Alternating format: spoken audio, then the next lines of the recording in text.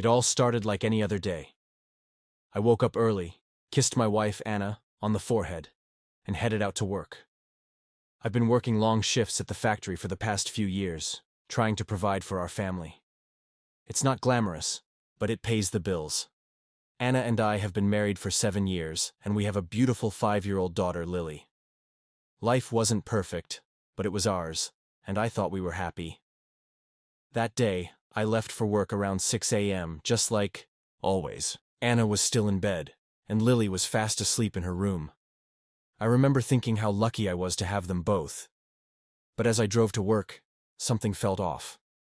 I couldn't quite put my finger on it, but there was this nagging feeling in the back of my mind, like something was wrong. I brushed it off, thinking it was just stress from work. When I got home that evening, everything seemed normal. Anna was in the kitchen, cooking dinner, and Lily was playing with her toys in the living room. But as I sat down at the table, I noticed something strange. Anna was acting different. She was quieter than usual, and she kept avoiding eye contact with me.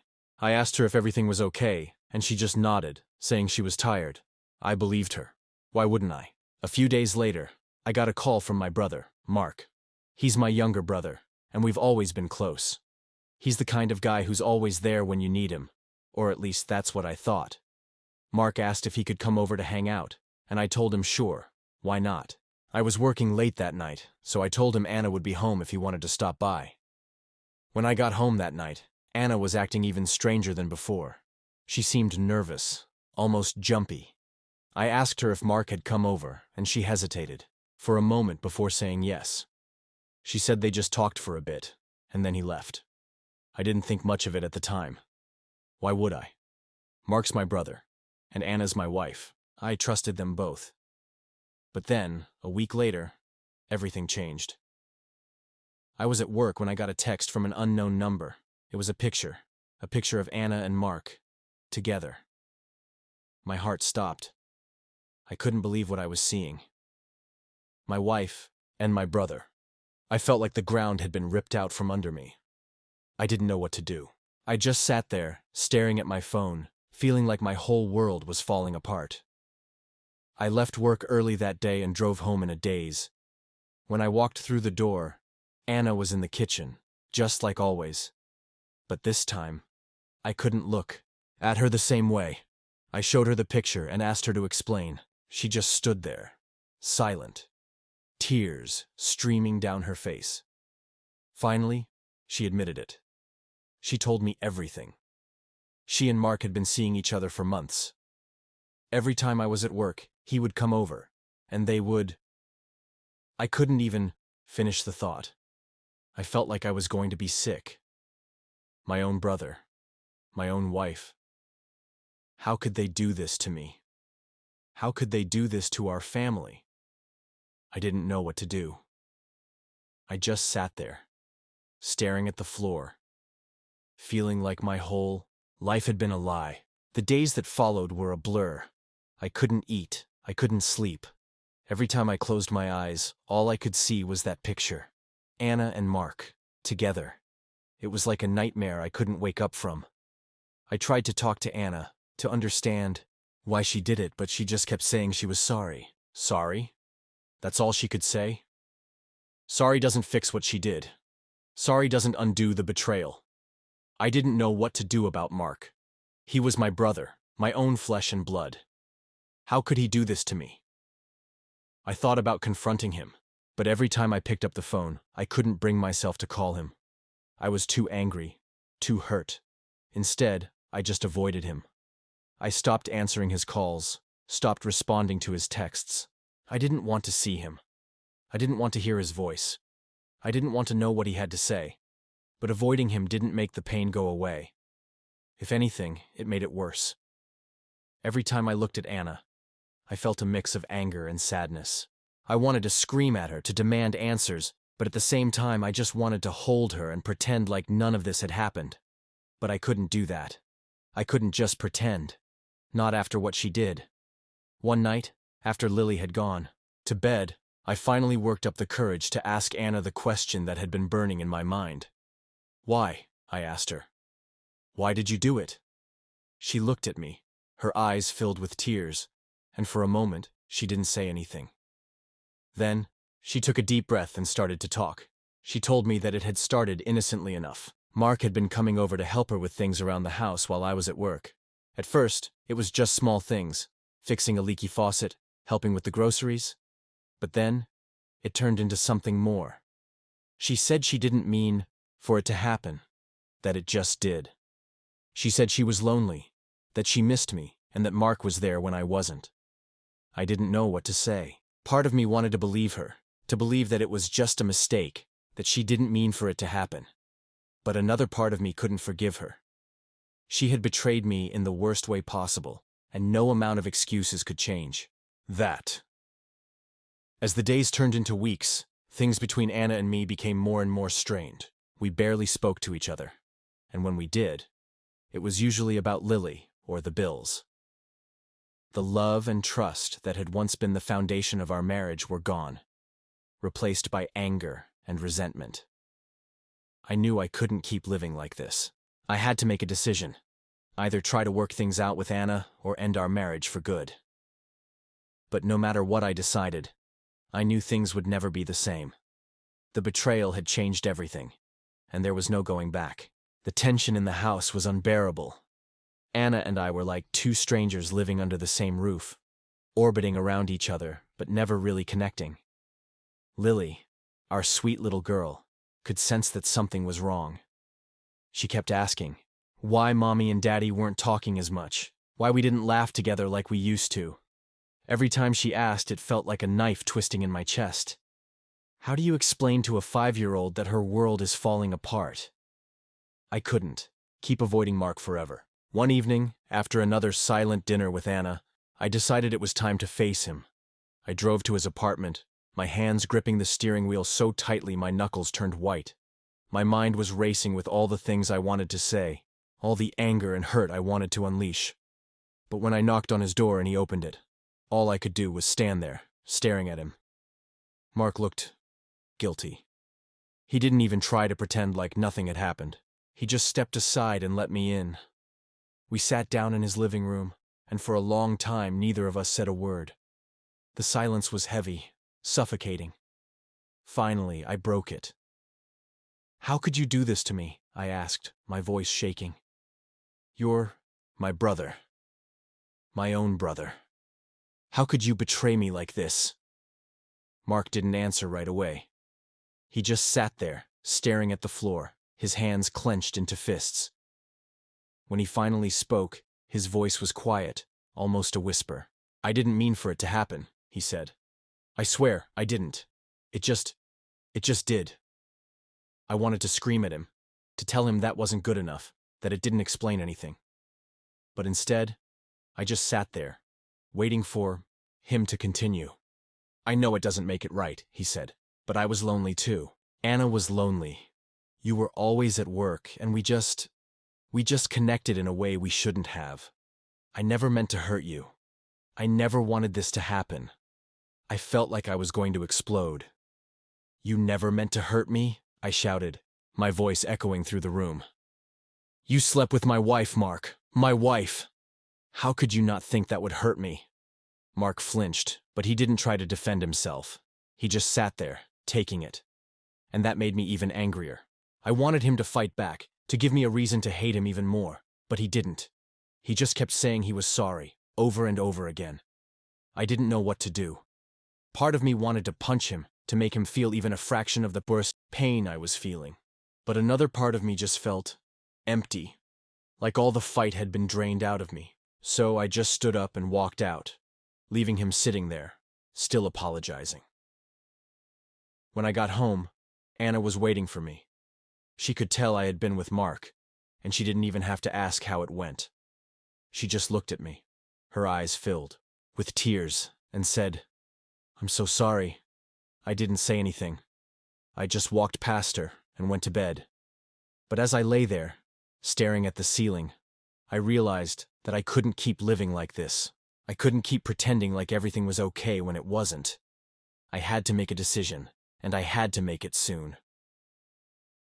The next morning, I sat down with Anna and told her we needed to talk. She nodded, her face pale, and we sat down at the kitchen table. Lily was at school, so it was just the two of us. For a long time, neither of us said anything. Then, I took a deep breath and said the words I had been dreading. "I think we need to separate," I said. "I can't keep living like this, Anna. I can't keep pretending like everything's okay when it's not." Anna didn't say anything, at first. She just sat there, staring at her hands. Then, she looked up at me, her eyes filled with tears, and nodded. "I understand," she said quietly. "I don't want to lose you, but I understand." I didn't know what to say. Part of me wanted to take it back, to tell her we could work things out. But I knew that wasn't true. The trust between us was broken, and I didn't know if it could ever be fixed. So we started the process of separating. It wasn't easy, and there were a lot of difficult conversations, but we both knew it was for the best. We agreed to co-parent Lily, to put her first no matter what. But as for us, there was no going back. The betrayal had changed everything, and there was no way to undo it. All we could do was move forward, even if it meant moving forward apart. The separation was harder than I ever imagined. Anna moved out of the house and into a small apartment nearby, taking Lily with her. The house felt empty without them, like a shell of what it used to be. Every room reminded me of the life we had built together, the life that was now shattered. I tried to keep myself busy with work, but even there, I couldn't escape the thoughts that haunted me. Anna, Mark, the betrayal. It was like a loop playing over and over in my mind. Lily struggled with the separation too. She was too young to fully understand what was happening, but she knew something was wrong. She kept asking when Mommy was coming back. Why we couldn't all live together like before. Every time she asked, it broke my heart a little more. I didn't have the answers she wanted. All I could do was hold her and tell her that Mommy and Daddy still loved her very much, even if we weren't living together anymore. Anna and I tried to keep things civil for Lily's sake. We agreed on a custody arrangement and did our best to co-parent without letting our personal issues get in the way. But it wasn't easy. Every time I saw Anna, I was reminded of what she had done, of the betrayal that had torn our family apart. And every time I thought about Mark, I felt a surge of anger and pain that I couldn't shake. Mark tried to reach out to me a few times after our confrontation. He sent me texts, left voicemails, even showed up at my house once. But I couldn't bring myself to talk to him. Every time I saw his name on my phone, I felt a mix of anger and sadness that was too much to handle. So, I ignored him. I didn't know if I would ever be able to forgive him, or if I even wanted to. For now, all I could do was focus on getting through each day. As the weeks turned into months, I started to adjust to my new reality. It wasn't easy, and there were days when I felt like I was barely holding it together. But slowly, I began to find a new rhythm. I spent as much time as I could with Lily, trying to give her the stability and love she needed. And I started to take care of myself too, going to therapy to work through the pain and anger I had been carrying. Therapy wasn't easy. It forced me to confront things I had been trying to avoid, to face the hurt and betrayal head on. But it also helped me start to heal. I began to understand that what happened wasn't my fault, that I couldn't control the actions of others. And I started to think about what I wanted for my future, about the kind of life I wanted to build for myself and for Lily. One day, after a particularly difficult therapy session, I decided to reach out to Mark. I didn't know what I was going to say, or if I was even ready to talk to him. But I knew I couldn't keep avoiding him forever. So, I sent him a text, asking if we could meet.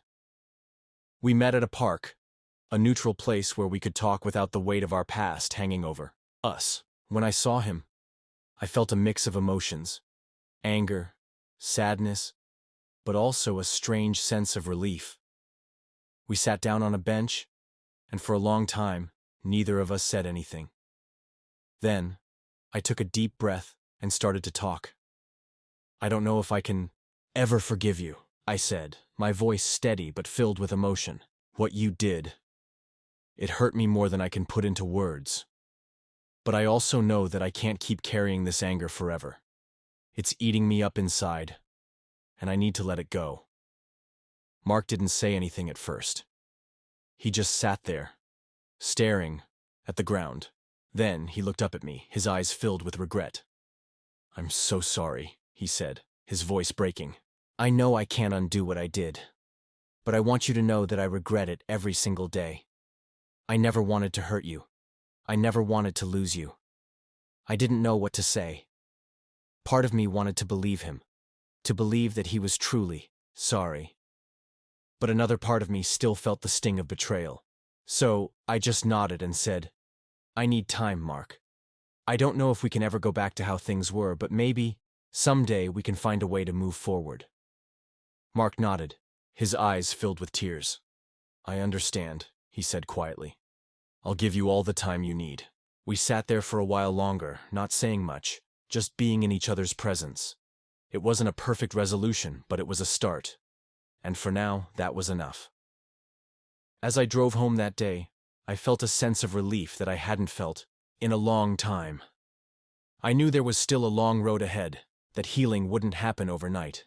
But for the first time in months, I felt like I was moving in the right direction.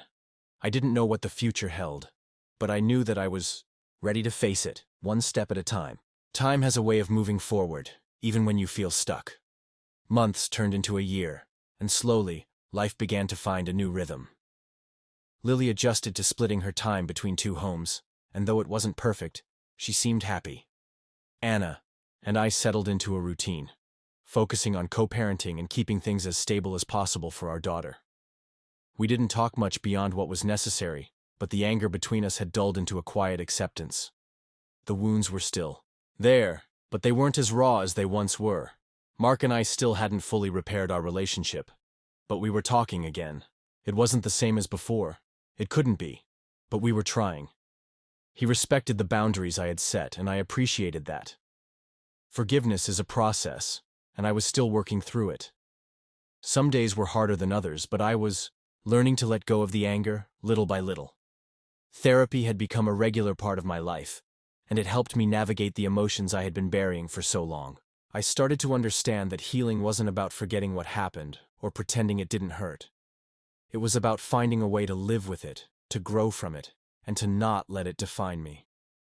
I began to focus on myself, on rebuilding my confidence and rediscovering the parts of me that had been lost in the chaos. I even started dating again, though it was strange at first. It had been so long since I had been with anyone other than Anna, and the idea of opening myself up to someone new was terrifying, but I took it slow, and eventually I met someone who made me feel like maybe, just maybe, I could trust again. Her name was Claire, and she was kind, patient, and understanding. She didn't try to fix me or rush me into anything. She just let me be, and that was exactly what I needed. Life wasn't perfect, but it was better. I had learned that happiness isn't about everything being okay all the time. It's about finding moments of peace and joy, even in the midst of the mess. And I was starting to find those moments again. As I sit here now, reflecting on everything that's happened, I realize how far I've come.